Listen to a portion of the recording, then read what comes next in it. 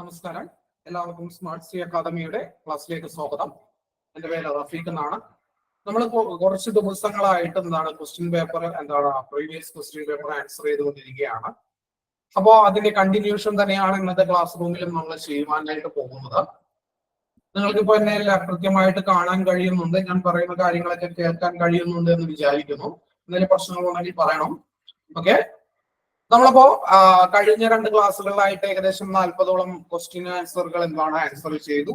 ഇനി അതിന്റെ കണ്ടിന്യൂഷൻ ആണ്. നമ്മൾ 41ാമത്തെ പറഞ്ഞതാണെങ്കിൽ അത് പറഞ്ഞുകൊണ്ട് ആരംഭിക്കാം. താഴെ തന്നിരിക്കുന്ന പ്രസ്താവനകളിൽ ആരവല്ലി പർവ്വതവുമായി ബന്ധമില്ലാത്തത് ഏതാണ് എന്നുള്ളതാണ് ചോദ്യം. അതിന്റെ ഉത്തരം എന്ന് പറയുന്നത് ഓപ്ഷൻ ഡി, ഡൂൺ താഴ്വരകൾ സ്ഥിതി ചെയ്യുന്നത് ഈ പർവ്വതനിരകളിലാണ്. അതാണ് അവിടുത്തെ തെറ്റായിട്ടുള്ള ഉത്തരം. എന്തുകൊണ്ടാണ് ഡൂൺ എന്ന് പറയുന്നത്? ഡൂൺ താഴ്വരകൾ ഹിമാലയത്തിന്റെ ഭാഗമാണ്. അത് ആരവല്ലി പർവ്വതവുമായി ബന്ധപ്പെട്ടിട്ടുള്ളതല്ല എന്നുള്ളത് കൊണ്ടാണ് അതിന്റെ ഉത്തരം ഓപ്ഷൻ ഡി, ഡൂൺ താഴ്വരകൾ സ്ഥിതി ചെയ്യുന്നത് ഈ പർവ്വതനിരകളിലാണ് എന്നുള്ള പ്രസ്താവനയാണ് എന്തെന്നുള്ളത് ഇവിടെ തെറ്റായിട്ടുള്ള പ്രസ്താവന എന്ന് പറയുന്നത്. ഇനി അടുത്ത ചോദ്യം, ഇന്ത്യയുടെ പടിഞ്ഞാറൻ തീരത്തിൽ ഉൾപ്പെടാത്ത തീരസമതലം കണ്ടെത്തുക എന്നുള്ളതാണ് ചോദ്യം. ഓപ്ഷൻ എ വടക്കൻ സർക്കാസ് തീരം, ഓപ്ഷൻ ബി മലബാർ തീരം, ഓപ്ഷൻ സി കൊങ്കൺ തീരം, ഓപ്ഷൻ ഡി ഗുജറാത്ത് തീരം. Option C, option A.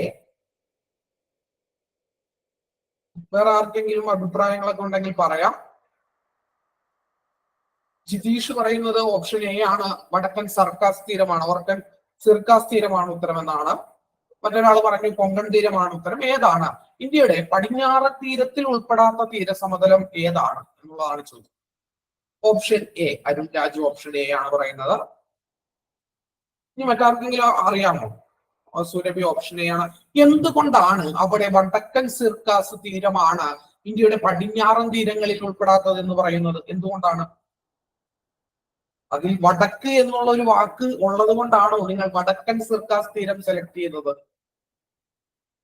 അവിടെ വടക്ക് എന്നുള്ള ഒരു പോയിന്റ് കിടക്കുന്നത് കൊണ്ടാണോ നിങ്ങൾ വടക്കൻ സിർക്കാസ് തീരം എന്ന് പറയുന്ന ഉത്തരത്തിലേക്ക് എത്തിച്ചേർന്നത് എന്നുള്ളതാണ് എന്റെ ചോദ്യം. അല്ലെങ്കിൽ വേണമെങ്കിൽ ഇങ്ങനെ ചോദിക്കാം, അതായത് വടക്കൻ സിർക്കാസ് തീരം എന്ന് പറയുന്നത് ഇന്ത്യയുടെ ഏത് തീരത്താണ്, ഏത് തീരപ്രദേശത്ത് വരുന്ന മേഖലയാണ്? ആർക്കെങ്കിലും അറിയാമോ? ഉത്തരം പറഞ്ഞ ആളുകളോടാണ്.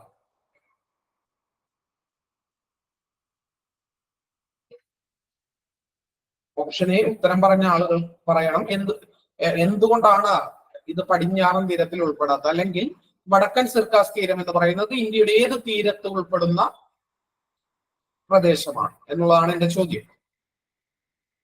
തെറ്റായിക്കോട്ടെ, നിങ്ങൾ പറയൂ.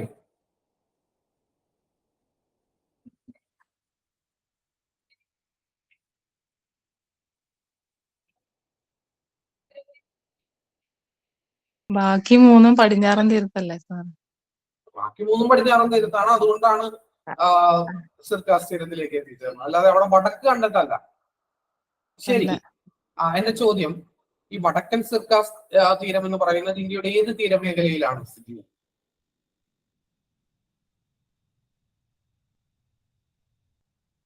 വടക്കൻ സിർക്കാസ് ഇന്ത്യക്ക് 2 തീരമേഖലകളാണുള്ളത്. ഒന്ന് പടിഞ്ഞാറ്, അതെ, സഫ റിയാസ് ഖാൻ, വെരി ഗുഡ്. കിഴക്കൻ തീരത്തിലാണ്, ഇന്ത്യയുടെ കിഴക്കൻ തീരത്തിലാണ് ഈ പറയുന്ന വടക്കൻ സിർക്കാസ് തീരം എന്ന് പറയുന്നത് സ്ഥിതി ചെയ്യുന്നത്. ഇന്ത്യക്ക് പടിഞ്ഞാറും കിഴക്കും മാത്രമേ എന്തുള്ളൂ, തീരപ്രദേശങ്ങളുള്ളൂ. ഇന്ത്യ ഒരു ഉപദ്വീപാണ്, വടക്ക് ഹിമാലയമാണ്, അവിടെ കടലില്ല എന്നുള്ള കാര്യങ്ങളൊക്കെ നിങ്ങൾക്ക് അറിയാമല്ലോ. ഞാൻ നിങ്ങളോട് പലപ്പോഴും പറഞ്ഞിട്ടുണ്ട്, ജോഗ്രഫി പഠിക്കുന്ന ആളുകൾ എന്ത് ചെയ്യണം? എപ്പോഴും ഇന്ത്യയുടെ മാപ്പ് അല്ലെങ്കിൽ മാപ്പ് ഉപയോഗിച്ചുകൊണ്ട് കാര്യങ്ങൾ പഠിക്കുവാനായിട്ട് ശ്രദ്ധിക്കണമെന്ന് ഞാൻ പറയാറുണ്ട്. എന്തുകൊണ്ടാണ്? നിങ്ങൾ ഒരു കാര്യം മാപ്പിൽ അടയാളപ്പെടുത്തി പഠിക്കുകയാണെങ്കിൽ നിങ്ങൾ എന്ത് ചെയ്യില്ല, അത് പിന്നീട് ഒരിക്കലും മറക്കില്ല. അതുകൊണ്ടാണ് ജോഗ്രഫി നിങ്ങൾ ഒരിക്കലും എന്ത് ചെയ്യരുത് എന്ന് പറയുന്നത്. ഒരിക്കലും ജോഗ്രഫി നിങ്ങൾ കാണാതെ പഠിക്കരുത്, മനസ്സിലാക്കി പഠിക്കണം. ജോഗ്രഫി വളരെ സിമ്പിൾ ആയിട്ട് മനസ്സിലാക്കി പഠിക്കാവുന്ന ഒരു സബ്ജക്റ്റ് ആണ്. പക്ഷെ അതെന്താണ്, കുറച്ച് മെനക്കേടുണ്ട്. നമ്മൾ ഇങ്ങനെ വായിച്ച് ഇങ്ങനെ വടക്കം പടിഞ്ഞാറ് തീരത്തെ സ്ഥലങ്ങൾ ഇതൊക്കെ എന്ന് പറഞ്ഞ് പഠിക്കുന്നത് പോലെ പഠിക്കാൻ പറ്റില്ല. മറിച്ച് കുറച്ച് മെനക്കെട്ടാൽ നിങ്ങൾക്ക് എന്താണ്, ഒരു തവണ പഠിച്ചാൽ ഒരിക്കലും മറക്കാത്ത രീതിയിൽ എന്ത് ചെയ്യാൻ പറ്റും, ജോഗ്രഫി പഠിച്ചു പോകുവാനായിട്ട് കഴിയും. ശരി, നമുക്ക് നോക്കാം. ഇവിടെ ഉത്തരം എന്ന് പറയുന്നത് ഓപ്ഷൻ എ ആണ്, വടക്കൻ സിർക്കാസ് തീരം എന്നുള്ളതാണ് അതിന്റെ ഉത്തരം. കാരണം എന്താണ്, മലബാർ തീരവും കൊങ്കൺ തീരവും ഗുജറാത്ത് തീരവും ഒക്കെ എന്താണ്, ഇന്ത്യയുടെ പടിഞ്ഞാറൻ തീരപ്രദേശങ്ങളാണ്. അതില് ഇന്ത്യയുടെ കിഴക്കൻ തീരപ്രദേശത്ത് വരുന്ന സ്ഥലമാണ് ഈ പറയുന്ന വടക്കൻ സിർക്കാസ് തീരം എന്ന് പറയുന്നത്. നിങ്ങൾക്ക് ഈ മാപ്പ് കണ്ടാൽ, ഈ മാപ്പ് എല്ലാവർക്കും കാണാൻ പറ്റുന്നുണ്ടോ? ഈ മാപ്പ് എല്ലാവർക്കും കാണാൻ കഴിയുന്നുണ്ടോ? ഉണ്ടെങ്കിൽ ഈ മാപ്പ് കണ്ടാൽ നിങ്ങൾക്ക് കാര്യങ്ങൾ കൂടുതലായിട്ട് മനസ്സിലാകും. ഈ കാണുന്ന ഇതാണ് എന്തെന്ന് പറയുന്നത്, പടിഞ്ഞാറൻ തീരം എന്ന് പറയുന്നത്. എന്താണ്? ഇതാണ് പടിഞ്ഞാറൻ തീരം എന്ന് പറയുന്നത്. അതായത് മലബാർ തീരമുണ്ട്, ഇത് നോക്കുക, ഇതാണ് കൊങ്കൺ കോസ്റ്റ് എന്ന് പറയുന്നത്, കൊങ്കൺ തീരമുണ്ട്. ഇതിനെ നമ്മൾ എന്താണ്, ഇതിനെ നമ്മൾ ഗുജറാത്ത് തീരം എന്ന് പറയും. ഗുജറാത്ത് തീരം എന്ന് പറയും. ഗൾഫ് ഓഫ് കമ്പും എന്താണ്, ഗൾഫ് ഓഫ് കച്ചും ഒക്കെ ഉൾപ്പെടുന്നതാണ് ഗുജറാത്ത് തീരം എന്ന് പറയുന്നത്. അതിന് നേരെ ഓപ്പോസിറ്റ് സൈഡിൽ ഇത് കിടക്കുന്നത് ഈ ഭാഗത്തായിട്ടാണ് എന്തെന്ന് പറയുന്നത്,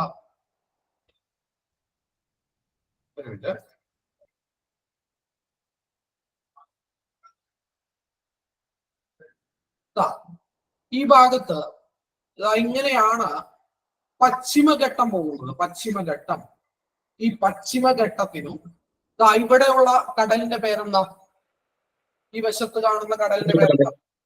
അറബിക്കടൽ. പശ്ചിമഘട്ടത്തിനും അറബിക്കടലിനും ഇടയിലുള്ള തീരപ്രദേശങ്ങളാണ് പടിഞ്ഞാറൻ തീരം എന്ന് പറയുന്നത്. അവിടെയാണ് മലബാർ തീരം വരുന്നത്, കൊങ്കൺ തീരം വരുന്നത്, ഗുജറാത്ത് തീരം വരുന്നത്. അതിന് നേരെ എതിർവശത്തായിട്ട് ഇവിടെ കാണുന്ന കടലിന്റെ പേരെന്താ? ബംഗാൾ ഉൾക്കടലിനും ഇവിടെ പൂർവ്വഘട്ടം എന്ന് പറയുന്ന പൂർവ്വഘട്ടത്തിനും എന്താണ്, ഇടയിലായിട്ട് സ്ഥിതി ചെയ്യുന്നതാണ് കിഴക്കൻ തീരം എന്ന് അറിയപ്പെടുന്നത്. എന്താണ്? കിഴക്കൻ തീരം എന്ന് അറിയപ്പെടുന്നത്. അപ്പോ ഈ പറയുന്ന പടിഞ്ഞാറൻ തീരത്ത് അല്ലെങ്കിൽ കിഴക്കൻ തീരത്ത് വരുന്നതാണ് എന്താണ്, കോറമാൻഡൽ തീരം എന്ന് പറയുന്നത്. എന്താണ്? കോറമാൻഡൽ തീരം. രണ്ടാമത്തേത് എന്താണ്? വടക്കൻ സിർക്കാസ് തീരം. നോക്കുക, കോറമാൻഡൽ തീരം, വടക്കൻ സിർക്കാസ് തീരം എന്ന് പറയുന്നത്. ഇനി ഒരെണ്ണം കൂടി വരുന്നുണ്ട്, എന്താണ്? ഉത്കൽ സമതലം, ഉത്കൽ പ്ലെയിൻ എന്ന് പറയും. ഉത്കൽ പ്ലെയിൻ ഇതെന്ന് പറയുന്നത് ഒഡീഷയുടെ തീരപ്രദേശങ്ങളെയാണ് എന്തെന്ന് പറയുന്നത്, ഉത്കൽ പ്ലെയിൻ എന്ന് പറയുന്നത്. പോയിട്ട് നിങ്ങൾക്ക് മനസ്സിലായോ? അപ്പൊ കിഴക്ക് ഭാഗത്ത് എന്തൊക്കെയാണ് വരുന്നത്?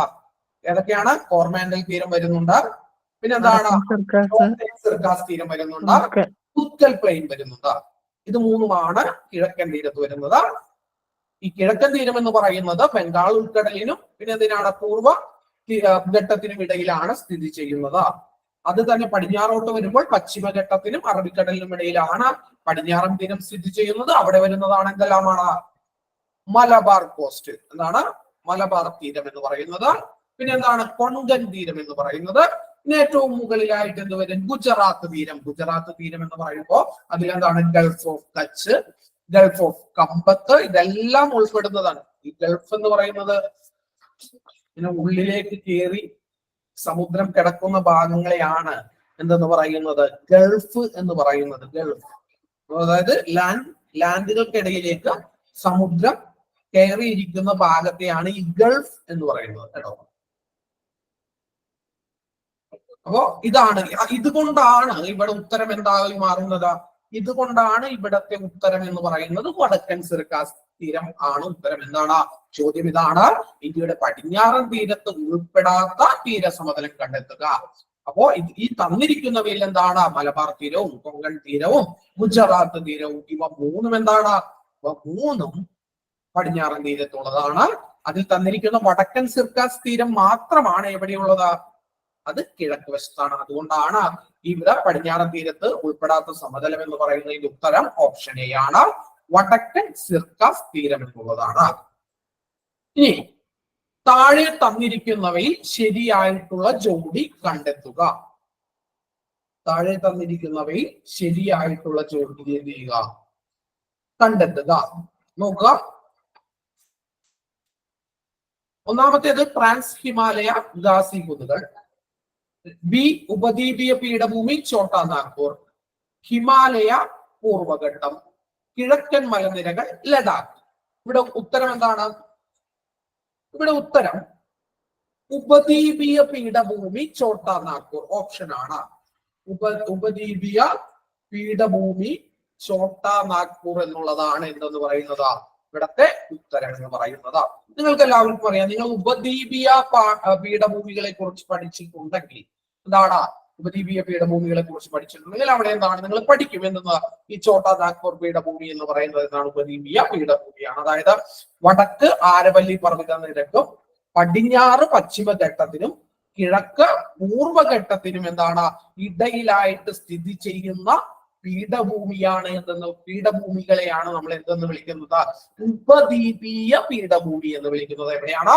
വടക്ക് ആരവല്ലി പർവ്വതം, വടക്ക് ആരവല്ലി പർവ്വതം, എന്താണ് പടിഞ്ഞാറ് പശ്ചിമഘട്ടം, പിന്നെ എന്താണ് കിഴക്ക് പൂർവഘട്ടം. ഇങ്ങനെ ഇതിനിടയിൽ സ്ഥിതി ചെയ്യുന്ന ആ ഒരു പ്ലേറ്റിനെ അല്ലെങ്കിൽ അതിനെയാണ് നമ്മൾ എന്തെന്ന് വിളിക്കുക? എന്താണ്? ഉപദ്വീപീയ പീഠഭൂമി എന്ന് വിളിക്കുക. അതായത് മാൾവാ ദ്വീപ്, ഛോട്ടാ നഗർ പീഠഭൂമി, തെക്കാൻ പീഠഭൂമി, കച്ച് ഉപദ്വീപ്, കത്തിയാവാർ ഉപദ്വീപ്, ഇവ ചേർന്നതാണ് എന്തെന്ന് പറയുന്നത്?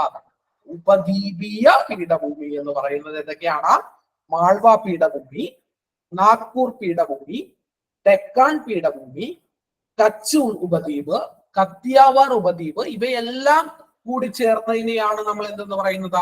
ഉപദ്വീപീയ പീഠഭൂമി എന്ന് വിളിക്കുന്നത്. അതുകൊണ്ട് തന്നെ ഇവിടെ എന്താണ് ഓപ്ഷനിൽ ഉപദ്വീപീയ പീഠഭൂമി ഛോട്ടാ നാഗ്പൂർ എന്ന് പറയുന്നത് എന്താണ്? വളരെ ശരിയായിട്ടുള്ള ഉത്തരമാണ്. വളരെ ശരിയായിട്ടുള്ള ഉത്തരമാണ്. അപ്പോ ബാക്കി തന്നിരിക്കുന്നവയിൽ എന്താണ് തെറ്റ് എന്ന് കൂടി നമുക്ക് നോക്കാം. ഈ ട്രാൻസ് ഹിമാലയ ഗാസി കുന്നുകൾ, അവിടെ എന്താണ് തെറ്റ്? ഗാസി കുന്നുകൾ ഹിമാലയത്തിന്റെ ഭാഗമല്ല.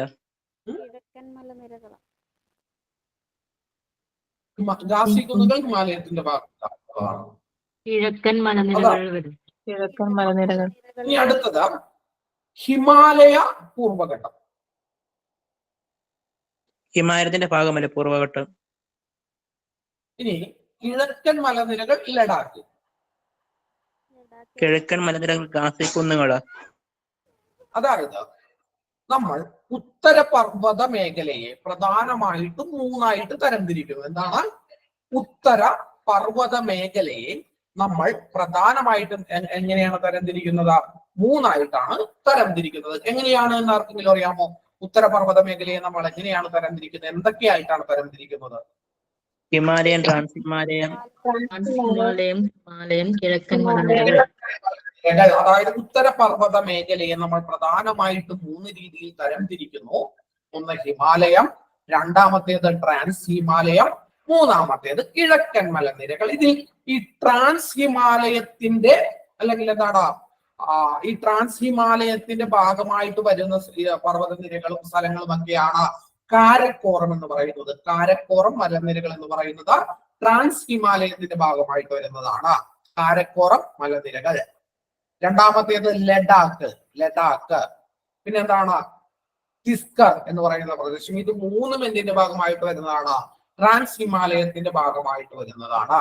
ഇനി ഹിമാലയത്തിന്റെ ഭാഗമായിട്ട് വരുന്നതാണ് ഹിമാദ്രി, ഹിമാചൽ, ശിവാലിക് മുതലായവ. എന്താണ്? ഹിമാലയത്തിന്റെ ഭാഗമായിട്ട് വരുന്നതാണ് ഹിമാദ്രി, ഹിമാചൽ, ശിവാലിക് മുതലായവ. ഹിമാദ്രി, ഹിമാചൽ, ശിവാലിക് മുതലായവ.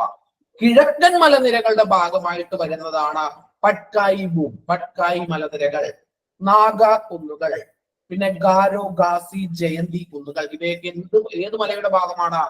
ഏത് പർവ്വതത്തിന്റെ ഭാഗമാണ്? അത് കിഴക്കൻ മലനിരകളുടെ എന്താണ്? കിഴക്കൻ മലനിരകളുടെ ഭാഗമാണ് പട്കായി മലനിരകൾ, നാഗാ കുന്നുകൾ, പിന്നെ എന്താണ്? ഗാരോ, ഗാസി, ജയന്തിയ കുന്നുകൾ. ഇവയെല്ലാം എന്തിനെയാണ്? കിഴക്കൻ മലമേഖലയുടെ അല്ലെങ്കിൽ കിഴക്കൻ പർവ്വത മലനിരകളുടെ ഭാഗമായിട്ട് വരുന്നവയാണ് എന്തെന്ന് പറയുന്നത് ഈ ഗാരി ഗാസോ കുന്നുകൾ. അതുകൊണ്ടാണ് എന്തെന്ന് പറയുന്നത് ഈ ഗാസി കുന്നുകൾ എന്ന് പറയുന്നത് കിഴക്കൻ മലനിരകളുടെ ഭാഗമാണ്. ലഡാക്ക് എന്ന് പറയുന്നത് എന്തിന്റെ ഭാഗമാണ്? ലഡാക്ക് എന്ന് പറയുന്നത് ട്രാൻസ് ഹിമാലയയുടെ ഭാഗമാണ്. ട്രാൻസ് ഹിമാലയയുടെ ഭാഗമാണ്. അപ്പൊ അതുകൊണ്ടാണ് ഇവിടെ താഴെ തന്നിരിക്കുന്നത് ശരിയായിട്ടുള്ള ജോഡി എന്ന് പറയുന്നത് എന്താണ്? ശരിയായിട്ടുള്ള ജോഡി എന്ന് പറയുന്നത് എന്താണ്? ഉപദ്വീപീയ പീഠഭൂമി ഛോട്ടാ നാഗ്പൂർ എന്നുള്ളതാണ്. ഉപദ്വീപീയ പീഠഭൂമി എന്ന് പറയുന്നത് വടക്ക് ആരവല്ലി പർവ്വതം, പടിഞ്ഞാറ് പശ്ചിമഘട്ടം, കിഴക്കെന്താണ് പൂർവഘട്ടം, ഇതിനിടയിൽ സ്ഥിതി ചെയ്യുന്ന ഭൂവിഭാഗമാണ് എന്തെന്ന് പറയുന്നത് ഉപദ്വീപീയ പീഠഭൂമി എന്ന് പറയുന്നത്. മാൾവ പീഠഭൂമി, ഛോട്ടാ നാഗ്പൂർ പീഠഭൂമി, ഡെക്കാൻ പീഠഭൂമി, കച്ച് ഉപദ്വീപ്, കത്തിയാവാർ ഉപദ്വീപ് ഇവയെല്ലാം കൂടി ചേരുന്നതാണ് എന്തെന്ന് പറയുന്നത്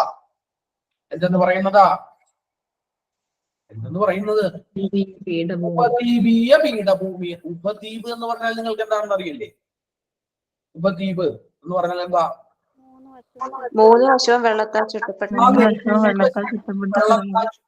പ്രദേശങ്ങളെയാണ് നമ്മൾ എന്തെന്ന് വിളിക്കുക? ഉപദ്വീപ് എന്ന് വിളിക്കുക. ദ്വീപ് എന്ന് പറഞ്ഞാൽ 4 വശവും വെള്ളക്കെട്ട്. ഇന്ത്യ എന്ന് പറയുന്നത് എന്താണ്? ഒരു ഉപദ്വീപാണ്. ഇന്ത്യയുടെ 3 വശമാണ് വെള്ളക്കെട്ട് എന്ന് പറയുന്നത്. ഓസ്ട്രേലിയ എന്താണ്? ഓസ്ട്രേലിയ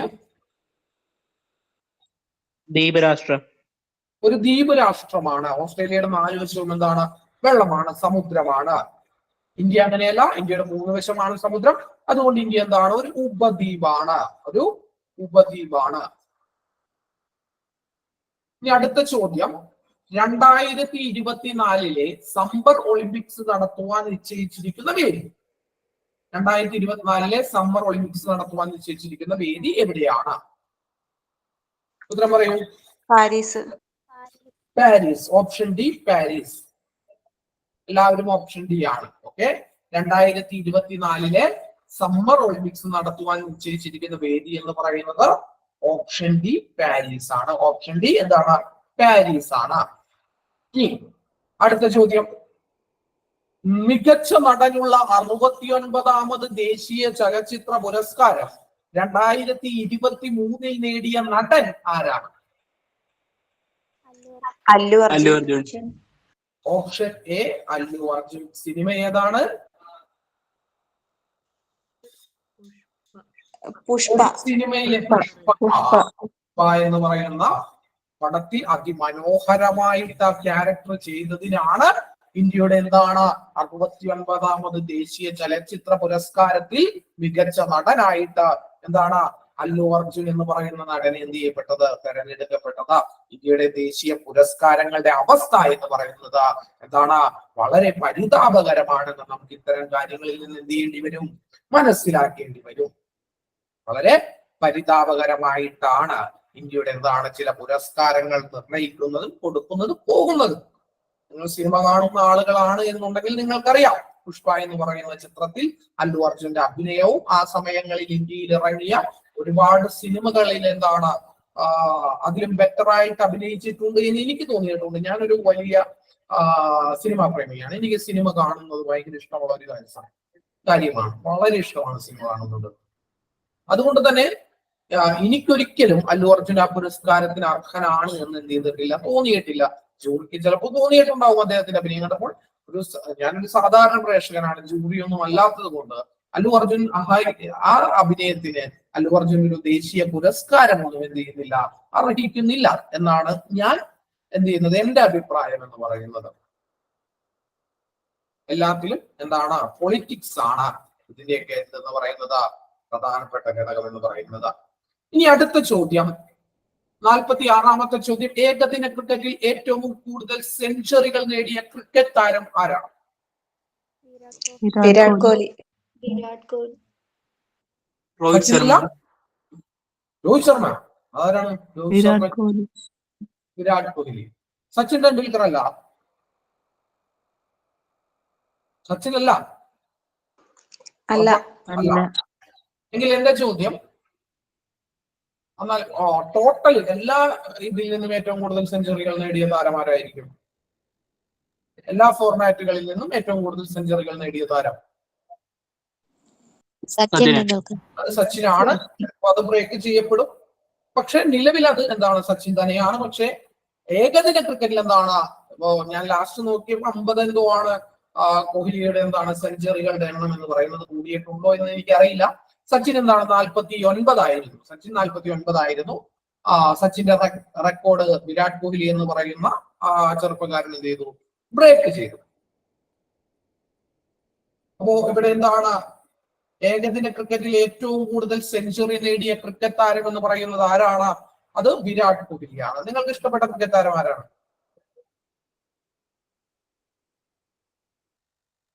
കമന്റ് ചെയ്യൂ. നിങ്ങൾ മിണ്ടാതിരിക്കില്ല. നിങ്ങൾക്ക് ഇഷ്ടപ്പെട്ട ക്രിക്കറ്റ് താരങ്ങളില്ലേ? സച്ചിൻ, രോഹിത്, സച്ചിൻ, ഷെവാഗ്, ജിതീഷ് രാജ്, സെവാഗ്. ഓക്കെ, എനിക്കിഷ്ടം സച്ചിനാണ്. അത് കഴിഞ്ഞിട്ട് MS ധോണി. ഏകദിന ക്രിക്കറ്റിൽ ഏറ്റവും കൂടുതൽ സെഞ്ചുറി നേടിയ ക്രിക്കറ്റ് താരമാണ് ആരെന്ന് പറയുന്നത്? വിരാട് കോഹ്ലി എന്ന് പറയുന്നത്. ഇനി അടുത്ത ചോദ്യം നിങ്ങൾക്ക് എല്ലാവർക്കും അറിയാൻ കഴിയും. എന്താണ് ഇന്ത്യയുടെ സൗര ദൗത്യത്തിന്റെ പേരെന്താണ്? ഇന്ത്യയുടെ ദൗത്യത്തിന്റെ പേരെന്താണ്? ഉത്തരം ഏതാണ്? ആദിത്യ L1, മംഗൾയാൻ, ചന്ദ്രയാൻ, ഗഗൻയാൻ, അങ്ങനെ കുറെ സാധനങ്ങൾ കൊടുത്തിട്ടുണ്ട്. എന്താണ് ഉത്തരം? ആദിത്യ L1. ഇന്ത്യയുടെ ആദ്യത്തെ സൗര ദൗത്യത്തിന്റെ പേരാണ് ആദിത്യ L1 എന്ന് പറയുന്നത്. അപ്പൊ മംഗൾയാൻ എന്ത് ദൗത്യമാണ്?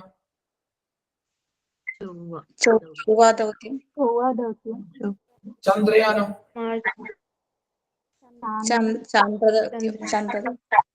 ഗഗൻയാൻ എന്തിന്റെയാണ്? ബഹിരാകാശത്ത് ആളെ എത്തിക്കാൻ വേണ്ടി, മനുഷ്യരെ ബഹിരാകാശത്ത് എത്തിക്കാൻ. ഓക്കെ, ഇനി അപ്പോ 48ാമത്തെ ചോദ്യം. ആഹാരം നന്നായി ചവച്ചരച്ച് കഴിക്കണമെന്ന് പറയുവാനായിട്ട് ഉള്ള കാരണം എന്താണ്? ഒന്ന്, ആഹാരത്തിന്റെ രുചിയറിയാൻ, പല്ലിന് വ്യായാമം ലഭിക്കാൻ, ദഹനം സുഗമമാക്കാൻ, ആഹാരത്തിൽ ഹൈഡ്രോക്ലോറിക് ആസിഡ് കലരുവാൻ.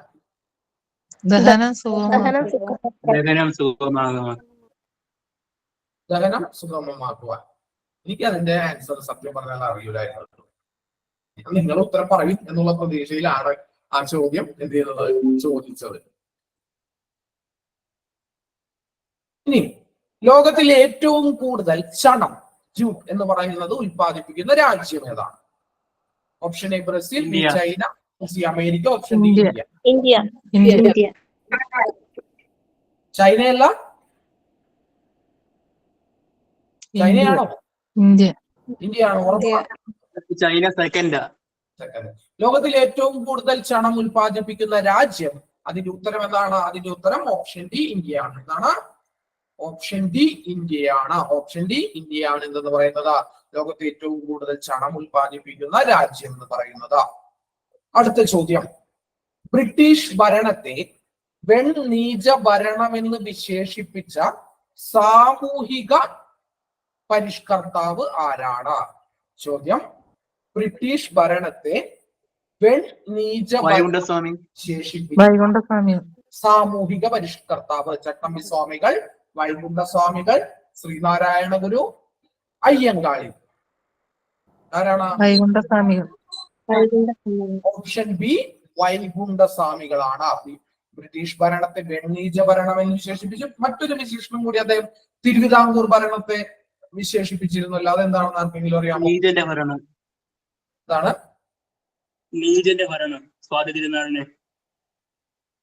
ഓക്കെ, അങ്ങനെ അദ്ദേഹത്തിന് എന്ത് ചെയ്യപ്പെട്ടു? അദ്ദേഹം ജയിലിൽ കിടക്കേണ്ടിയൊക്കെ എന്ത് ചെയ്തിട്ടുണ്ട്? വന്നിട്ടുണ്ട്. ഇനി ആപ്പിളിൽ അടങ്ങിയിട്ടുള്ള ആസിഡ് ഏതാണ്? ആപ്പിളിൽ അടങ്ങിയിട്ടുള്ള malic acid, citric acid, acetic acid. Option B malic acid. വേറെ ആർക്കെങ്കിലും അഭിപ്രായ വ്യത്യാസമുണ്ടോ? അസറ്റിക് ആസിഡ് ആണെന്നൊക്കെ ആർക്കെങ്കിലും തോന്നുന്നുണ്ടോ? അസറ്റിക് ആസിഡ് ആണെന്നൊക്കെ ആർക്കെങ്കിലും തോന്നുന്നുണ്ടോ? ഇല്ല. അപ്പോ ആപ്പിളിൽ അടങ്ങിയിരിക്കുന്ന ആസിഡ് ഏതാണെന്നുള്ള ചോദ്യത്തിന്റെ ഉത്തരമാണ് എന്തെന്ന് പറയുന്നത് മാലിക് ആസിഡ് എന്ന് പറയുന്നത്. Malic acid. നിങ്ങൾ സയൻസ് പഠിക്കുമ്പോൾ ഇത്തരത്തിൽ സാധനങ്ങളിൽ അടങ്ങിയിട്ടുള്ള ആസിഡുകളെ കുറിച്ചൊക്കെ എന്ത് ചെയ്യണം? പഠിക്കണം കേട്ടോ. ഒരു മാർക്ക് നിങ്ങൾക്ക് സയൻസ് വിഷയത്തിൽ നിന്ന് ഇത്തരം കാര്യങ്ങൾ പഠിച്ചാൽ തന്നെ എന്ത് ചെയ്യാൻ പറ്റും? നിങ്ങൾക്ക് നേടുവാനായിട്ട് സാധിക്കുന്നതായിട്ട്. അതുകൊണ്ട് ഏതൊക്കെ സാധനങ്ങൾ, ഏതൊക്കെ ആസിഡുകൾ, അത് നിങ്ങൾ PSC പഠിച്ചു തുടങ്ങുമ്പോൾ പഠിക്കേണ്ട ഏറ്റവും ബേസിക് ആയിട്ടുള്ള സാധനങ്ങളാണ്. ഇതിൽ ഏതൊക്കെ ആസിഡുകൾ അടങ്ങിയിരിക്കുന്നു, ഇതിൽ ഏതൊക്കെ ആസിഡുകൾ അടങ്ങിയിരിക്കുന്നു, ഇത് ഏറ്റവും ബേസിക് ആയിട്ടുള്ള കാര്യമാണ്. ആ ബേസിക് പഠിക്കുമ്പോൾ തന്നെ നിങ്ങൾക്ക് എന്ത് കിട്ടുകയാണ്, അവിടെ ഒരു മാർക്ക് സ്കോർ ചെയ്യുവാനായിട്ട് പറ്റുകയാണ്. ഇനി നഗരങ്ങളിലെ തൊഴിൽ രഹിതർക്ക് പ്രയോജനപ്പെടുന്ന പരിപാടി സർക്കാരിന്റെ ഏതു പദ്ധതിയുമായിട്ട് ബന്ധപ്പെട്ടിരിക്കുന്നു? നഗരങ്ങളിൽ തൊഴിൽ രഹിതർക്ക് പ്രയോജനപ്പെടുന്ന പരിപാടി സർക്കാരിന്റെ ഏത് പദ്ധതിയുമായി ബന്ധപ്പെട്ടിരിക്കുന്നു? Option A Antyodaya Anna Yojana, option B Annapurna, option C Swarna Jayanti Shahari Rozgar Yojana, Mahatma Gandhi ഗ്രാമീണ തൊഴിലുറപ്പ് പദ്ധതി. ഓപ്ഷൻ സി ആണ് ഉത്തരം. ഓപ്ഷൻ സി ആണ് എന്താണ് പറയുന്നത്, സ്വർണ ജയന്തി ഷഹാരി റോസ്ഗർ യോജന. നമ്മള് ഈ തൊഴിൽ രഹിതർക്ക് നൽകുന്ന പരിപാടി എന്നൊക്കെ പറയുമ്പോൾ എന്താണ്, ഗ്രാമീണ തൊഴിലുറപ്പ് പദ്ധതി അല്ലെങ്കിൽ തൊഴിലുറപ്പ് പദ്ധതി എന്നൊക്കെ കേൾക്കുമ്പോൾ നമ്മൾ വേഗം ഉത്തരത്തിലേക്ക് പോകുവാനായിട്ട് ഒരു ടെൻഡൻസി ഉണ്ടാവും. ഇപ്പൊ നിങ്ങൾ എല്ലാവരും ഇതെന്താണ്, ക്വസ്റ്റ്യൻ പേപ്പർ നിങ്ങൾ കിട്ടിയിട്ടുണ്ട്, നിങ്ങൾ പലപ്പോഴായിട്ട് ആൻസർ ചെയ്തിട്ടുണ്ട്, അതുകൊണ്ട് നിങ്ങൾക്ക് അതിന്റെ ഉത്തരം എന്താണ്, കറക്റ്റ് ആണ്. പക്ഷെ നിങ്ങൾ ഒരു പരീക്ഷ ഹാളിൽ ഇരിക്കുമ്പോൾ നിങ്ങളുടെ മൈൻഡ് സെറ്റ്, അതായത് നിങ്ങളുടെ എന്താണ് മൈൻഡ് സെറ്റ് അവിടെ വർക്ക് ചെയ്യണം. അതിലാണ് കാര്യം, അതിലാണ് എന്തെന്ന് പറയുന്നത് ഇതിന്റെ ഒരു ബുക്കനുസരിക്കുന്നത്. നിങ്ങളിങ്ങനെ വായിച്ച് പെട്ടെന്ന് വായിച്ചു പോകുമ്പോൾ എന്താണ് ഈ പറയുന്ന തൊഴിൽ രഹിതർക്ക് പ്രയോജനപ്പെടുന്ന പരിപാടി എന്ന് പറയുമ്പോൾ അതിലെന്താണ് ദേശീയ തൊഴിലുറപ്പ് പദ്ധതി അല്ലെങ്കിൽ ഗ്രാമീണ തൊഴിലുറപ്പ് പദ്ധതി എന്നൊക്കെ കാണുമ്പോൾ നമ്മൾ എന്തുണ്ട് അവിടെ ഒരു തെറ്റ് പറ്റുവാൻ മഹാത്മാഗാന്ധി ഗ്രാമീണ തൊഴിലുറപ്പ് പദ്ധതിയിലേക്ക് പോകുവാനായിട്ടുള്ള ഒരു സാധ്യതയുണ്ട്. പക്ഷെ അവിടെയാണ് ഞാൻ എപ്പോഴും പറയുന്നത്, നിങ്ങൾ എപ്പോഴും ചോദ്യം ഒരു തവണ വളരെ വ്യക്തമായിട്ട് വായിക്കണം, സ്പീഡിൽ വായിക്കരുത്. ചോദ്യം എപ്പോഴും നിങ്ങൾ വളരെ കൃത്യമായിട്ട് വായിക്കണം. അതായത് ചോദ്യം ഇതാണ്, നഗരങ്ങളിൽ, അവിടെയാണ് അതിന്റെ കുട്ടനുസരിക്കുന്നത്. എന്താണ്, നഗരങ്ങളിൽ തൊഴിൽ രഹിതർക്ക് പ്രയോജനപ്പെടുന്ന പരിപാടി ഏത് പദ്ധതിയാണ് എന്ന് ചോദിച്ചാൽ അതിന്റെ ഉത്തരം സ്വർണ ജയന്തി ഷഹാരി റോസ്ഗാർ യോജന എന്നാണ്. SJSRY എന്ന് പറയും, സ്വർണ ജയന്തി ഷഹാരി റോസ്ഗാർ യോജന. എല്ലാത്തിനെയും SJSRY എന്നുള്ളതാണ് എന്തെന്ന് പറയുന്നത്. PSC അങ്ങനെയൊക്കെ ചോദിക്കാട്ടോ. എപ്പോഴും അത് പഠിക്കുമ്പോൾ ഇങ്ങനെയുള്ള കാര്യങ്ങൾ കൂടി എന്ത് ചെയ്യണം, നിങ്ങൾ പഠിക്കണം. PSCക്ക് ഒരു സ്വഭാവമുണ്ട്, ചിലപ്പോൾ ഇങ്ങനെ എന്ത് ചെയ്യും, ഡിഫൈൻ ചെയ്ത് ആ ചോദ്യം ഉണ്ടാവും, ചിലപ്പോൾ അത് ഷോർട്ട് ഫോമിലും എന്ത് ചെയ്യും PSC ചോദിക്കും. അപ്പോൾ ഇത്തരം കാര്യങ്ങൾ പഠിക്കുമ്പോൾ വ്യക്തമായിട്ട് അതിന്റെ ഷോർട്ട് ഫോം ഉണ്ടെങ്കിൽ ഇന്ദിരാ ആവാസ് യോജന IAY എന്നാണ് അതിന്റെ ഷോർട്ട് ഫോം. അതൊക്കെ പഠിക്കുമ്പോൾ വളരെ കൃത്യമായിട്ട് ആ ഷോർട്ട് ഫോം കൂടി മനസ്സിലാക്കിയിട്ട് എന്ത് ചെയ്യണം, പഠിക്കണം. PSC എപ്പോഴും ഇന്ദിരാ ആവാസ് യോജന എന്ന് തന്നെ ചോദിക്കണമെന്നില്ല, പലപ്പോഴും ഇതിന്റെ ഷോർട്ട് ഫോമുകൾ എന്ത് ചെയ്തിട്ടുണ്ട് PSC ചോദ്യങ്ങളിൽ ഉൾപ്പെടുത്തിയിട്ടുണ്ട്. അപ്പൊ പഠിക്കുമ്പോൾ എന്ത് ചെയ്യണം, അത് കൂടി നിങ്ങൾ വളരെ വൃത്തിയായിട്ട് പഠിക്കണം. അപ്പൊ ഇവിടെ എന്താണ്, സ്വർണ ജയന്തി ഷഹാരി റോസ്ഗാർ യോജനയാണ് ഉത്തരം. ആർക്കെങ്കിലും അറിയാമോ ഈ സ്വർണ ജയന്തി ഷഹാരി റോസ്ഗാർ യോജന ഇതിൽ ആരംഭിച്ചത് എന്നാണെന്ന്? ആർക്കെങ്കിലും അറിയാമോ? അറിയില്ല. 1997 ഡിസംബർ 1-ാം തീയതിയാണ് ഈ പറയുന്ന SJSRY എന്ന് പറയുന്ന പദ്ധതി ഇന്ത്യയിൽ ആരംഭിക്കുന്നത്. എന്നാണ് 1997 ഡിസംബർ 1-ാം തീയതി. എന്തായിരുന്നു ഈ പദ്ധതിയുടെ ലക്ഷ്യമെന്ന് ചോദിക്കുകയാണെങ്കിൽ, അതായത് സ്വയം തൊഴിൽ സംരംഭങ്ങളിലൂടെയും കൂലിത്തൊഴിൽ നൽകുന്നതിലൂടെയോ നഗരങ്ങളിൽ തൊഴിൽ രഹിതർക്കും എന്താണ് തൊഴിലില്ലാത്തവരുമായിട്ടുള്ള ആളുകൾക്ക് എന്താണ് ലാഭകരമായിട്ടുള്ള തൊഴിൽ നൽകുക എന്നുള്ളതായിരുന്നു SJSRY എന്ന് പറയുന്ന ഈ സ്വർണ ജയന്തി ഷഹാരി റോസ്ഗാർ യോജന എന്ന് പറയുന്ന പദ്ധതിയുടെ ലക്ഷ്യം എന്ന് പറയുന്നത്. അതായത് 1997 ഡിസംബർ 1-ന് രൂപപ്പെട്ടു. ലക്ഷ്യം എന്താണ്, സ്വയം തൊഴിൽ സംരംഭങ്ങളിലൂടെ അത് സ്ഥാപിക്കുന്നതിലൂടെ അല്ലെങ്കിൽ എന്താണ് മറ്റു കൂലിത്തൊഴിലുകൾ, ഡെയിലി വേജസ് ഉള്ള തൊഴിലുകൾ നൽകുന്നതിലൂടെ എന്ത് ചെയ്യുക, നഗരങ്ങളിലുള്ള, അതാണ് അവിടുത്തെ പോയിന്റ്, നഗരങ്ങളിലുള്ള എന്താണ് വ്യക്തികൾക്ക് ലാഭകരമായിട്ടുള്ള തൊഴിൽ നൽകുക എന്നുള്ള ലക്ഷ്യത്തോടു കൂടി ഗവൺമെന്റ് ആരംഭിച്ച ഒരു പദ്ധതിയാണ് എന്തെന്ന് പറയുന്നത് SJSRY എന്ന് പറയുന്നത്. അപ്പോൾ ഇതിൽ മറ്റു ചില പദ്ധതികളെ കുറിച്ച് പറയുന്നുണ്ട്. അതിൽ ഒന്നാണ് അന്ത്യോദയ അന്ന യോജന. ഈ പദ്ധതി എന്നാണ് ആരംഭിച്ചതെന്ന് ആർക്കെങ്കിലും അറിയാമോ? അന്ത്യോദയ അന്ന യോജന. അന്ത്യോദയ അന്ന യോജന നിങ്ങളിതൊന്നും പഠിച്ചിട്ടില്ലേ? പഠിക്കാറില്ല ഇതൊന്നും. ഇത് വളരെ ഡിഗ്രി ലെവൽ പരീക്ഷകൾക്ക് ഒരു സമയത്ത് 10 മാർക്കിന് അല്ലെങ്കിൽ 5 മാർക്കിനുള്ള ചോദ്യം ഈ മേഖലയിൽ നിന്നാണ് ഉണ്ടാകാറുണ്ടായിരുന്നത്. ഇപ്പൊ എങ്ങനെയാണെന്ന് എനിക്കറിയില്ല. 5 മാർക്കൊക്കെ എന്ത് പറഞ്ഞാലും ഈ ഭാഗത്ത് നിന്ന് ചോദ്യങ്ങൾ വരുമായിരുന്നു. ഇപ്പൊ എങ്ങനെയാണ് ഡിഗ്രി പരീക്ഷയ്ക്ക് ഈ ഭാഗത്ത് നിന്ന് ചോദ്യങ്ങൾ വരുന്നുണ്ടോ? വരുന്നുണ്ടോ? ഇപ്പൊ കാണാറില്ല സർ. ഇപ്പൊ കാണാറില്ല. ഓക്കെ, അപ്പൊ നോക്കുക. അന്ത്യോദയ അന്ന യോജന എന്ന് പറയുന്ന പദ്ധതി ആരംഭിക്കുന്നത് 2000 ഡിസംബർ 25-ാം തീയതിയാണ്. 2000 ഡിസംബർ 25-നാണ് അന്ത്യോദയ അന്ന യോജന എന്ന് പറയുന്ന പദ്ധതി ആരംഭിക്കുന്നത്. അതായത് ദാരിദ്ര്യ രേഖയ്ക്ക് താഴെയുള്ള വ്യക്തികൾക്ക് കുറഞ്ഞ പൈസക്ക്, അതായത് ഏകദേശം 2 രൂപ 3 രൂപയൊക്കെയാണ് അതിന്റെ റേറ്റ്.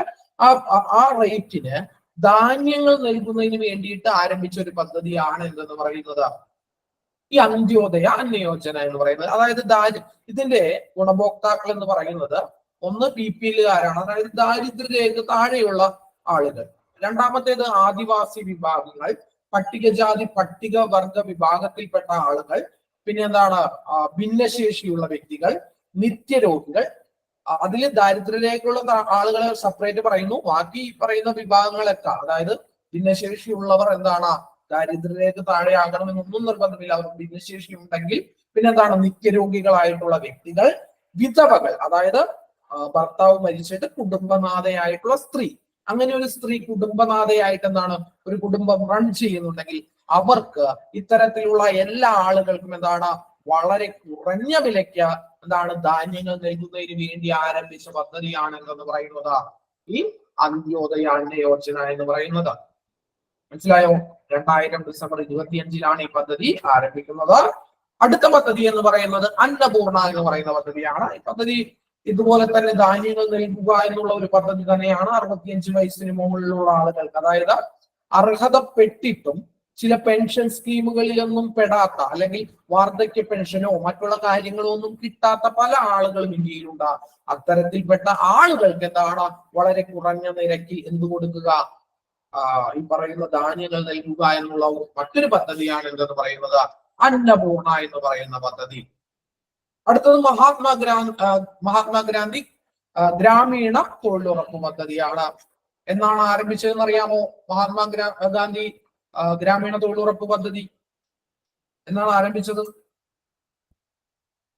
അതറിയില്ലെങ്കിൽ അത് പഠിക്കണം കേട്ടോ, അത് ഇമ്പോർട്ടന്റ് ആയിട്ടുള്ള ഒരു സംഭവമാണ്. അത് എന്താണ്? 2005 നിയമം വന്നു. ആരംഭിച്ചത് ഔദ്യോഗികമായിട്ട് ഉദ്ഘാടനം ചെയ്യപ്പെടുന്നത് 2006 ഫെബ്രുവരി 2-ാം തീയതിയാണ്. 2005 എന്താണ് നിയമം ഉണ്ടാകുകയും അതിന്റെ അടിസ്ഥാനത്തിൽ എന്താണ് 2006 ഫെബ്രുവരി 2-ാം തീയതി national rural employment guarantee programme എന്ന് പറയുന്ന പദ്ധതി ആരംഭിക്കുകയും ചെയ്തു. ഈ പദ്ധതിയുടെ പേര് പിന്നീടാണ് എന്തായി മാറുന്നത് മഹാത്മാഗാന്ധി ദേശീയ തൊഴിലുറപ്പ് പദ്ധതി എന്നായിട്ട് മാറുന്നത്. അത് 2009 ഒക്ടോബർ 2-നാണ് എന്താകുന്നത് ആ പേര് വരുന്നത്.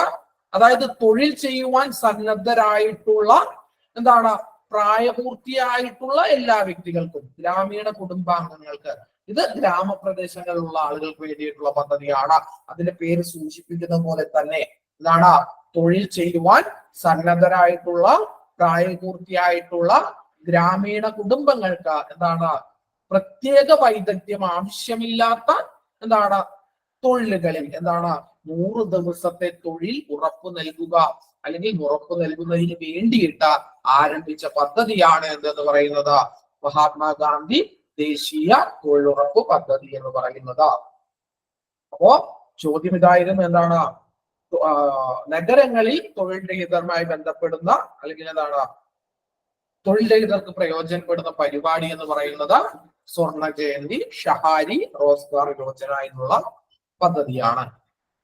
ഇനി 53-ാമത്തെ ചോദ്യം, ഐക്യരാഷ്ട്ര സംഘടന 2023 എന്തു വർഷമായിട്ടാണ് ആചരിക്കുന്നത് എന്നുള്ളതാണ് ചോദ്യം. ചെറുധാന്യ വർഷം. ഓപ്ഷൻ ബി ജൈവ വൈവിധ്യം, ചെറുധാന്യ വർഷം. Option D ചെറുധാന്യങ്ങൾ. ചെറുധാന്യ വർഷം. ചെറുധാന്യങ്ങളാണ്. വേറെ ആർക്കെങ്കിലും എന്തെങ്കിലും അഭിപ്രായം?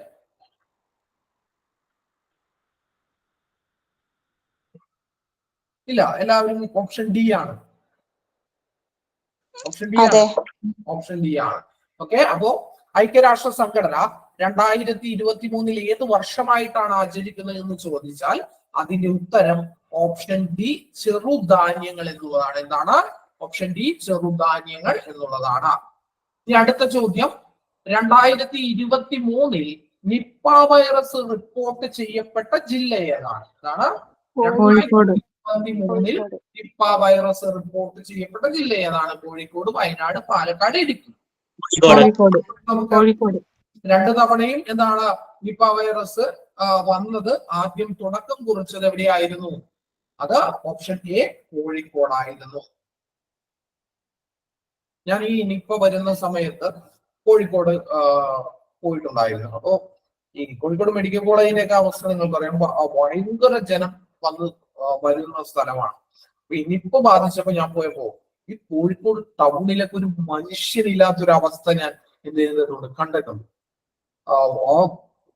അവരുടെ മെഡിക്കൽ കോളേജിന്റെ ഫ്രണ്ടിലൊക്കെ അത്രയും ജനങ്ങൾ വരുന്ന ഒരു സ്ഥലത്ത് ഒരു ഈച്ചക്കുഞ്ഞ് പോലും ഇല്ലാത്ത അവസ്ഥ എന്ന് പറയത്തില്ലേ, ആ അവസ്ഥ ഉണ്ടായിട്ടുണ്ടായിരുന്നു. ഞാൻ ആ സമയത്തൊക്കെ അവിടെ എന്ത് ചെയ്തിട്ടുണ്ട്, പോയിട്ടുണ്ട്. ഇനി താഴെ തന്നിരിക്കുന്നവയിൽ വംശനാശ ഭീഷണി നേരിടുന്ന ജീവികൾ ഏതാണ്? ഓപ്ഷൻ എ സഞ്ചാരി പ്രാവ്, രണ്ടാമത്തെ ഓപ്ഷൻ മലമുഴക്കി വേഴാമ്പൽ, മൂന്നാമത്തേത് മലബാർ വിരുക്, നാലാമത്തേത് പോക. ഇനി ഓപ്ഷൻ നോക്കാം. ഓപ്ഷൻ എ 1 ശരി 2 തെറ്റ്, ഓപ്ഷൻ ബി 2 തെറ്റ് 4 ശരി, ഓപ്ഷൻ സി 2 ശരി 3 ശരി, ഓപ്ഷൻ ഡി 1 ശരി 4 ശരി.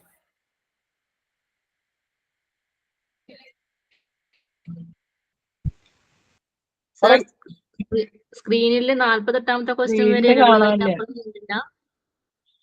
എന്താണ് സ്ക്രീനിൽ ഇപ്പൊ 48ാമത്തെ ക്വസ്റ്റ്യൻ ഉള്ളത്, ലാസ്റ്റ് ഉള്ളത്, പഴയ ആദ്യം കാണിച്ചത് ഉള്ളത് മാറുന്നില്ലെന്നല്ലേ?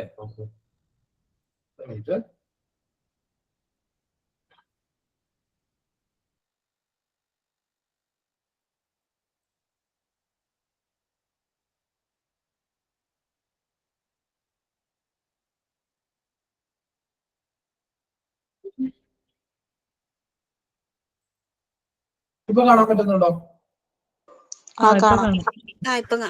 ശരി. നോക്കാം. താഴെ തന്നിരിക്കവയിൽ വംശനാശ ഭീഷണി നേരിടുന്ന ജീവികൾ ഏതാണ്? ഓപ്ഷൻ 1 സഞ്ചാരി പ്രാവുണ്ട്, മലമുഴക്കി വേഴാമ്പലുണ്ട്, മലബാർ വിരുക്കുണ്ട്, കോങ്ങയുണ്ട്. 1 ശരി 2 തെറ്റ്, 2 തെറ്റ് ശരി, സി 2 ശരി 3 ശരി, ഡി 1 ശരി 4 ശരി. 2 ശരി 3 ശരി. ഓപ്ഷൻ സി ആണോ? സി ആണോ? സി ആണോ?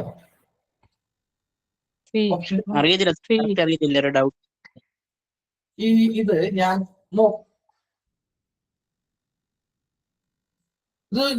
നോക്കി. ഇതിന്റെ ഉത്തരം ഞാൻ എന്താണ് ഇങ്ങനെ ഗൂഗിളിലൊക്കെ ഇതിന്റെ ഉത്തരസൂചി എന്റെ കയ്യിൽ കിട്ടാത്തതുകൊണ്ട് ഇതിനെക്കുറിച്ച് ഞാൻ ഗൂഗിളിലൊക്കെ ഒന്ന് സെർച്ച് ചെയ്തു. അപ്പൊ ഇതൊരു ശരിയായിട്ടുള്ള ഒരു ഉത്തരം എന്ന് പറഞ്ഞാൽ എന്താണ്? ഓപ്ഷൻ സി ആയിട്ട് വരാനാണ് സാധ്യത എന്ന് പറയുന്നത്. എന്താണ്? അതായത് 2 ശരിയാണ് 3 ശരിയാണ്.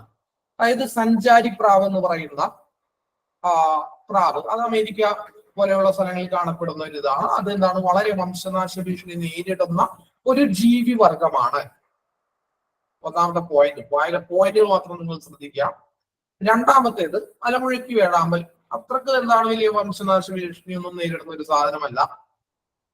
മൂന്നാമത്തേത് മലബാർ വിരുക്. മലബാർ വിരുകിന്റെ കേസിൽ എന്താണെന്ന് വെച്ചാൽ ഇത് പൂർണ്ണമായിട്ടും വംശനാശ ഭീഷണി നേരിട്ടതാണ് എന്നാണ് ഒരു കാലഘട്ടത്തിൽ എന്താണ് ശാസ്ത്രജ്ഞന്മാർ വിശ്വസിച്ചിരുന്നത്. എന്നാൽ പിന്നീട് കുറെ കാലം കഴിഞ്ഞപ്പോൾ എന്താണ് ഇതിന്റെ 2 3 ഇതിനെയൊക്കെ എന്താണ് വീണ്ടും കാണുന്ന ഒരു സ്ഥിതി വിശേഷം ഉണ്ടായി. അപ്പൊ ഇതെന്താണ്? ഇത് നിലവിലുണ്ട്, പക്ഷെ എന്താണ് വളരെ ശക്തമായിട്ട് വംശനാശ ഭീഷണി നേരിട്ടുകൊണ്ടിരിക്കുന്ന ഒരു ജീവി വർഗമാണ് മലബാർ വിരിക എന്ന് പറയുന്നത്. ഇനി ഓപ്ഷൻ നാലാമത്തെ ഓപ്ഷൻ, ഈ കോഗ എന്ന് പറയുന്ന സാധനം ഏതാണെന്ന് നിങ്ങൾ ആരെങ്കിലും നോക്കിയിട്ടുണ്ടോ? കോഗ വംശനാശ കഴിഞ്ഞതാണത്. ആ ജീവി ഇപ്പൊ ഇല്ലല്ലോ നിലവില്. ആ ജീവി നിലവിലില്ല. കോഗ എന്ന് പറയുന്നത് അതായത് പകുതി വശം സീബ്രനെ പോലെ ഇരിക്കും. അതായത് ഈ നെഞ്ചുവരെയൊക്കെ സീബ്രയുടെ കളറും ഇതുമാണ്. അതിനുശേഷം അതിന്റെ പുറകിലേക്ക് വരുന്ന ഭാഗം എന്ന് പറയുന്നത് കുതിരയെ പോലെ ഇരിക്കും.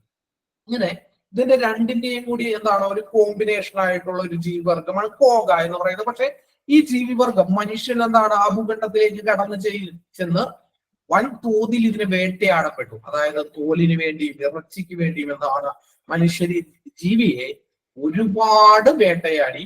അങ്ങനെ 1800-കളിൽ തന്നെ ഭൂമിയിൽ നിന്നും ഈ ജീവിവർഗം എന്ന് പറയുന്നത് എന്താണ് പൂർണ്ണമായിട്ടും തുടച്ചു നീക്കപ്പെട്ടു. ഇന്ന് ഒരെണ്ണം പോലും ഭൂമിയിൽ ഇല്ല എന്നാണ് കണക്കുകൾ പറയുന്നത്.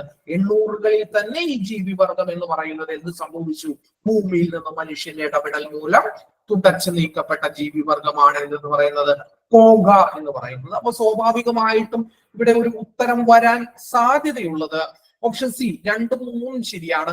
പക്ഷേ ഒരു മറ്റൊരു പ്രശ്നം ഇതിൽ വരാൻ സാധ്യതയുള്ളത് ഞാൻ പറഞ്ഞു എന്താണ്, ഈ മലബാർ വിരികിന്റെ കാര്യത്തിൽ ചില ഒരു അഭിപ്രായ വ്യത്യാസമുണ്ട്. 80-കളിൽ 1986-കളിൽ തന്നെ ഇത് എന്താണ് ഇതിനെ പൂർണ്ണമായിട്ടും വംശനാശം സംഭവിച്ചു എന്നാണ് ആദ്യകാലത്ത് ശാസ്ത്രജ്ഞന്മാർ എന്ത് ചെയ്തിരുന്നത് പറഞ്ഞിരുന്നത്.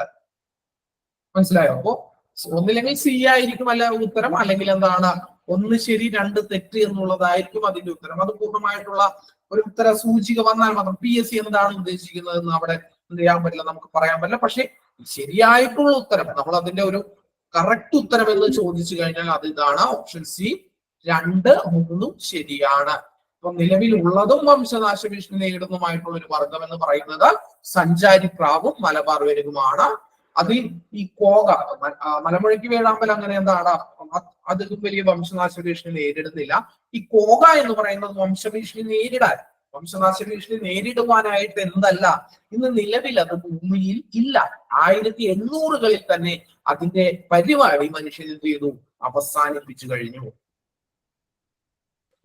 സാർ ഡൗട്ട് ചോദിച്ചോട്ടെ? അപ്പൊ സഞ്ചാരിപ്രാവ് ഓപ്ഷനിൽ വരില്ല, അത് വംശനാശ ഭീഷണി നേരിടുന്ന ഒരു ജീവിയല്ലേ? അതെ, വംശനാശ ഭീഷണി നേരിടുന്ന ജീവിയാണ്. സി ഓപ്ഷൻ 2 ശരി 3 ശരി എന്ന് പറയുമ്പോ മലമുഴക്കി വേഴാമ്പലും മലബാർ വിരികും അല്ലേ വരുന്നേ ഓപ്ഷനില്? കറക്റ്റ് സഞ്ചാരിപ്രാവ് വന്നേക്കുന്ന ഓപ്ഷൻ 2 അല്ല, സോറി. ഇതില് മിക്കവാറും ഇത് 2 ആണല്ലേ? സോറി ഓപ്ഷൻ ഇതായിരിക്കും ഓപ്ഷൻ 1 ശരി 2 തെറ്റ് എന്നുള്ളതായിരിക്കും എന്തെന്ന് പറയുന്നത് അതിന്റെ ഉത്തരമായിട്ട് വരുവാനായിട്ട് സാധ്യതയുള്ളത്. കാരണം എന്താണ്, കാരണം ഈ പറയുന്ന മലബാർ വിരികിനെയും ചിലപ്പോ PSC എന്തായിട്ടായിരിക്കും കൂട്ടിയ എന്താണ് ഇതിന്റെ answer xylem YouTube channel discuss ചെയ്യുന്നുണ്ട് തോന്നുന്നു. അപ്പൊ 1 ശരി 2 തെറ്റാണ് ആകാനാണ് അതിന്റെ സാധ്യത. കാരണം എന്താണ്, ഈ മറ്റ് ജീവിവർഗവും പൂർണ്ണമായിട്ടും വംശനാശ ഭീഷണി നേരിട്ടതിലായിരിക്കും എന്ത് ചെയ്യുക പെടുത്തിയിട്ടുള്ളത്. 80-കളിൽ അത് പൂർണ്ണമായിട്ട് വംശനാശ ഭീഷണി നേരിട്ടു എന്ന് എന്ത് ചെയ്തിട്ടുണ്ട് പറഞ്ഞു. പക്ഷെ അതിനുശേഷവും വീണ്ടും 2, 3 ജീവിവർഗത്തിന് എന്ത് ചെയ്തിട്ടുണ്ട് കണ്ടെത്തിയിട്ടുണ്ടായിരുന്നു. ചിലപ്പോൾ ഇപ്പോൾ എന്തായിട്ടുണ്ടാവും, പൂർണ്ണമായിട്ടും അതിന്റെ വംശനാശം ഭീഷണി എന്താണ് പരിപൂർണമായിട്ടും ഉണ്ടായിരിക്കാം. അതുകൊണ്ടായിരിക്കും എന്ത് ചെയ്യുക ആ ഉത്തരം എന്തായിട്ട് വരുന്നത്. ഉത്തരം എന്ന് പറയുന്നത് എന്താണ്, ഓപ്ഷൻ എ 1 ശരി 2 തെറ്റ് എന്നുള്ളതായിരിക്കും. മലമുഴക്കി വേഴാമ്പൽ ഇതിൽ പെടുന്നില്ലല്ലോ, ഉണ്ടോ? 2 തെറ്റ് എന്നാണ് പറയുന്നത്. 2 തെറ്റ് എന്നാണ് അവിടെ പറയുന്നത്. 1 ശരി. ഓക്കെ, 1 ശരി. സഞ്ചാരിപ്രാവ് ശരിയാണ്. 2 തെറ്റ് മലമുഴക്കി ഇതിൽ പെടുന്നില്ല എന്ന് തന്നെയാണ് അവിടെ പറയുന്നത് അല്ലെ? അതെ. അപ്പോ അതായിരിക്കും എന്ത് ചെയ്യുന്നത് അതിന്റെ ഉത്തരം എന്ന് പറയുന്നത്. ഇനി ഉപയോഗിച്ച ശേഷം അലക്ഷ്യമായി വലിച്ചെറിയുന്ന പ്ലാസ്റ്റിക്കിനെ സംബന്ധിച്ച് ശരിയല്ലാത്ത പ്രസ്താവന ഏതാണ്? Option D. മണ്ണിലെ ജൈവ വസ്തുക്കളെ വിഘടിപ്പിച്ച് ഫലപുഷ്ടി വർദ്ധിപ്പിക്കുന്നു. തെറ്റായിട്ടുള്ള ഉത്തരമാണ്. കാരണം എന്താണ്, ഈ സാധനം മണ്ണിൽ എന്ത് ചെയ്യില്ല, ഒരു കാലത്തും ഇത് ലയിക്കുകയില്ല. ഇനി താഴെ തന്നിരിക്കുന്നവയിൽ സങ്കര ഇനം നെല്ലിനങ്ങൾ ഏതൊക്കെയാണ്? ലോല മാലിക, കിരൺ, അർക്ക, സൂര്യശ്വേത, പവിത്ര അന്നപൂർണ. പവിത്ര അന്നപൂർണ. ഓപ്ഷൻ ഡി പവിത്രയും അന്നപൂർണയുമാണ് എന്തെന്ന് പറയുന്നത് സങ്കര ഇനം നെല്ലിനങ്ങൾക്ക് എന്ത് ചെയ്യുന്നത് ഉദാഹരണം എന്ന് പറയുന്നത്. അടുത്തത് എല്ലുകളുടെയും പല്ലുകളുടെയും നിർമ്മാണത്തിനും പേശികളുടെയും നാഡികളുടെയും പ്രവർത്തനത്തിനും ആവശ്യമായിട്ടുള്ള മൂലകങ്ങൾ ഏതെല്ലാമാണ് എന്നുള്ളതാണ് ചോദ്യം. കാൽസ്യം. കാൽസ്യം, ഫോസ്ഫറസും. ഒന്നാമത്തേത് ഫോസ്ഫറസ്, നാലാമത്തേത് അയഡിൻ. ഓപ്ഷൻ എ 1 ഉം 3 ഉം ശരിയാണ്. ഓപ്ഷൻ ബി 2 ഉം 4 ഉം ശരിയാണ്. ഓപ്ഷൻ സി 1 ഉം ശരി, 1 തെറ്റ് 2 ശരി. ഓപ്ഷൻ ഡി 3 തെറ്റ് 4 ശരി. ഏതായിരിക്കും? Option A. Option A. അതായത് എല്ലുകളുടെയും പല്ലുകളുടെയും നിർമ്മാണത്തിനും പേശികളുടെയും നാഡികളുടെയും പ്രവർത്തനത്തിന് ആവശ്യമായിട്ടുള്ള 2 മൂലകങ്ങൾ എന്ന് പറയുന്നത് ഒന്ന് കാൽസ്യവും രണ്ടാമത്തേത് ഏതാണ്? ഫോസ്ഫറസുമാണ്. അതുകൊണ്ട് എന്താണ് അതിന്റെ ഉത്തരം? ഓപ്ഷൻ എ 1 ശരി 3 ശരി എന്നുള്ളതാണ്. ഇനി നിശാന്തത, സ്കർവി എന്ന രോഗങ്ങൾ ഏത് വിഭാഗത്തിൽ പെടുന്നു? ജനിതക രോഗങ്ങൾ, അപര്യാപ്ത രോഗങ്ങൾ. ഏതാണ്? അപര്യാപ്ത രോഗങ്ങൾ. ഓപ്ഷൻ സി ആണ്.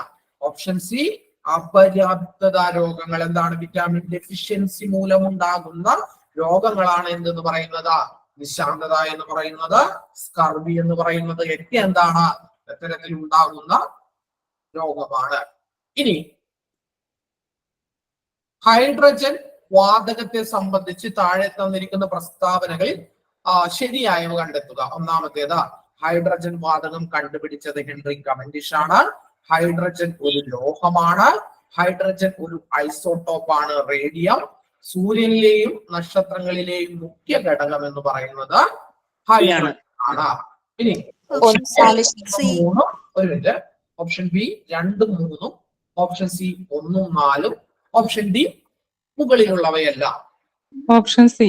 ഓപ്ഷൻ സി 1 ഉം 4 ഉം. അതായത് ഹൈഡ്രജൻ വാതകം കണ്ടുപിടിച്ചത് ഹെൻറി കവൻഡിഷ് ആണ്. ശരിയാണോ?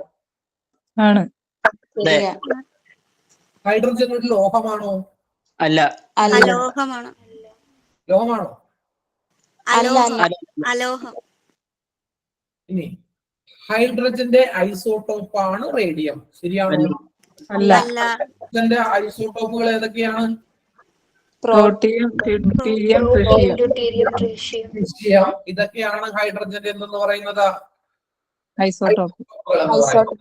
സൂര്യനിലെയും നക്ഷത്രങ്ങളിലെയും മുഖ്യ ഘടകം എന്താണ്? ഹൈഡ്രജൻ ആണ്. നിങ്ങൾക്കറിയാം, നിങ്ങൾ സൂര്യനെ കുറിച്ച് പഠിക്കുമ്പോൾ ഹൈഡ്രജൻ ആറ്റങ്ങൾ എന്താണ് ന്യൂക്ലിയർ ഫിഷന് വിധേയമായിക്കൊണ്ട് എന്തായി മാറുന്നു? ഹീലിയമായി മാറുന്നു എന്നൊക്കെ നിങ്ങൾ പഠിച്ചിട്ടുണ്ടാവും. അപ്പോ അവിടെ തെറ്റായിട്ടുള്ള പ്രസ്താവനകൾ എന്താണ്? 2 ഉം 3 ഉമാണ്. അതുകൊണ്ട് തന്നെ അതിന്റെ ഉത്തരം എന്ന് പറയുന്നത് ശരിയായിട്ടുള്ള പ്രസ്താവനകൾ 1 ഉം 4 ഉമാണ്. അതുകൊണ്ട് എന്താണ് ഇവിടെ ഉത്തരം എന്ന് പറയുന്നത്? ഓപ്ഷൻ സി 1 ഉം 4 ഉമാണ്. ഓപ്ഷൻ സി 1 ഉം 4 ഉമാണ്. അപ്പൊ ഇതിന്റെ ക്വസ്റ്റ്യൻ പേപ്പറിന്റെ ഒപ്പം തന്നെ എന്ത് നിങ്ങൾക്ക് ഇടും? ഇതിന്റെ ആൻസറും അതിന്റെ ഡീറ്റെയിൽസ് ആയിട്ടുള്ള കുറച്ച് കാര്യങ്ങളും ഒക്കെ ചിലതിന്റെ എന്ത് ചെയ്യും? ക്വസ്റ്റ്യൻ പേപ്പറിന്റെ കൂടെ തന്നെ നിങ്ങൾക്ക് ഇട്ടു തരും അടുത്ത ദിവസം. അപ്പോ ഇന്ന് നമ്മൾ ഈ ക്ലാസ് ഇവിടെ വെച്ച് അവസാനിപ്പിക്കുകയാണ്. അടുത്ത ദിവസം എന്ത് ചെയ്യാം? നമുക്ക് അടുത്ത ബുധനാഴ്ച ഈ ക്വസ്റ്റ്യൻ പേപ്പറിന്റെ ബാക്കി 20 ക്വസ്റ്റ്യൻ ആൻസറുകൾ കൂടി ഉണ്ടാവും. അത് ആൻസർ ചെയ്യാം. ഈ വരും ദിവസങ്ങളിൽ എന്ത് ചെയ്യാം? നിങ്ങളുടെ കയ്യിൽ പ്രീവിയസ് ക്വസ്റ്റ്യൻ പേപ്പറുകൾ ഉണ്ടെങ്കിൽ എന്റെ നമ്പർ എല്ലാവരുടെ കയ്യിലും ഉണ്ടാവുമെന്ന് കരുതുന്നു. എന്ത് ചെയ്യുക? എനിക്ക് എന്ത് ചെയ്യുക? ഒരു ഇത് ചെയ്യുക. നിങ്ങൾ എഴുതുന്ന പരീക്ഷ സ്കാൻ ചെയ്തിട്ടോ എന്ത് ചെയ്തിട്ടോ എനിക്ക് എന്ത് ചെയ്യുക? ഫോട്ടോ എടുത്തോ എനിക്ക് ഇട്ട് തരിക. നമ്മൾ എന്ത് ചെയ്യാം? നമുക്ക് കൂടുതൽ ക്വസ്റ്റ്യൻ പേപ്പറുകൾ എന്ത് ചെയ്യാം? ആൻസർ ചെയ്യാം. അപ്പോ ഇവിടെ വെച്ച് നമ്മൾ ഈ ക്ലാസ് അവസാനിപ്പിക്കുകയാണ്. നിങ്ങൾക്ക് എല്ലാവർക്കും നന്ദി, നമസ്കാരം. Thank you. Thank you sir.